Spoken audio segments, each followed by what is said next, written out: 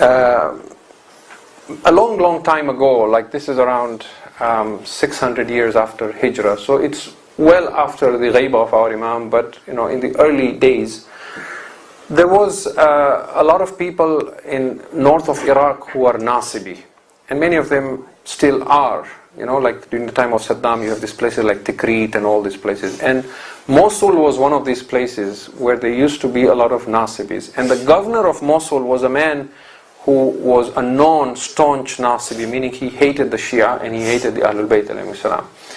And him and his wife did not have any children, so they made another. And another they made is that if Allah blesses us with a child, then we will kill a Shia. We will get this child to kill a Shia. This was the level of their hatred. Now look at how Allah works. He blessed them with a child. So they blessed a child, they called this child Jamaluddin. He was known as Jamaluddin al-Musili. And he grew up, fine young man, the son of the governor of Mosul and so on. When he reached his early 20s and he was now all, ready and built, his mother said to him, my son, you were born by the barakah of Allah, because we made another that if He blesses us with a child, you will kill one of these Rafidis. So now you have to go fulfill our another, go kill one of the Shias. So he thought about it and says, where will I find a Shia to kill? He said, the best way is to get them when they go to Karbala, because they all go for ziyarah to Karbala. So he came south from Mosul and he sat at a crossroad where the qafila, the caravans, because in those days they would travel with camels, right, and horses and so on. So he was waiting for a qafila of Shia to come so he could attack them. He had a dagger. The first night nobody showed up. Second night nobody showed up. This is a documented true story. Because this man, when he converted Jamaluddin al-Musili, he became an alim amongst the Shia. This is his own story. The third night, as he sat there, he saw a caravan approaching from a distance. He saw a qafila. He said, this must be a group of Shias coming back from Karbala, heading in a different direction. I will get them there. He waited, but the caravan was moving very slowly, and suddenly he was so tired, he felt drowsy, he fell asleep. The qafila came, they passed by him at the fork of the road, and they went on. They moved away. When he woke up, he realized, I missed them. This was my opportunity to kill a Shia. And all that he saw was he was covered in dust, because when the qafila passed, with their horses and all that, ghubar, they were covered, he was covered. So he went back very disappointed that he missed killing them. He slept that night. He says, when I slept at night, I had a dream that it was the day of judgment. It was Yawmul Qiyamah. And somebody announced and said, bring all the Nasibis for the fire of Jahannam. And he says, we were all brought to the fire and I was one of them. And he says, they started throwing all these enemies of Ahlul Bayt in the fire, and they took hold of me, the angels. And I was screaming with fear, and they threw me in the fire, but the fire threw me back out again.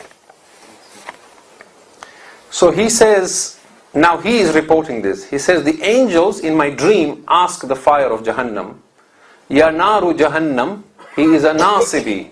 Why do you not burn him? And the fire says, we cannot burn him because he is now covered with the dust from the Zuwwar of Hussain. He is now covered with dust from the Zuwwar of Hussain. Now, he says, now his dream continues. He says, the angels washed me and removed all the dust from my body. And then they threw me back again in the fire, and the fire threw me out again. And the angels asked the fire and said, why do you not burn him now? We have removed all the dust of the Zuwwar of Hussain. And the fire said, but some of the dust has now entered his heart. He has now developed a love for Hussain. And because of that, we cannot touch him. When he woke up, he was a changed man, and he realized his parents were wrong. So he converted and became a Shia. He was a poet. He went to Najaf, he studied Islam, he became an alim. Then he went for ziyarah of Hussain, and he composed a couplet which is written on the dhari of Hussain. And these are the words of this alim, Jamaluddin al-Musili, who was born with the intent to kill the Zuwwar of Hussain.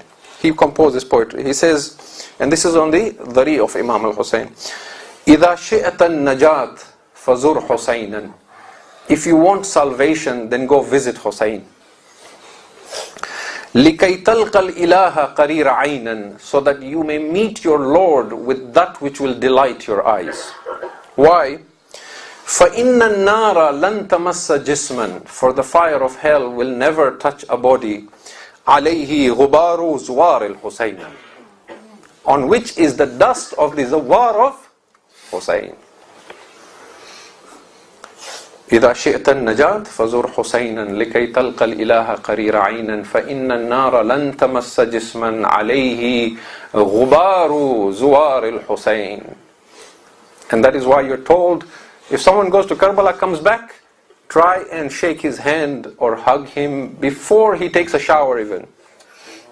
Because he brings with him a barakah that you don't understand, but the fire of hell understands, that the angels understand. It doesn't matter in this world, but it matters in the hereafter. And we are told in hadith that no matter how spiritual you become in life, if you die without ever going for ziyarat of Hussain, this will be one of the sources of your regret on the Day of Judgment. Unless you don't have the health or the wealth, that is a different case. For those, the Ahlul Bayt love their Shia so much, they will come for your ziyarah.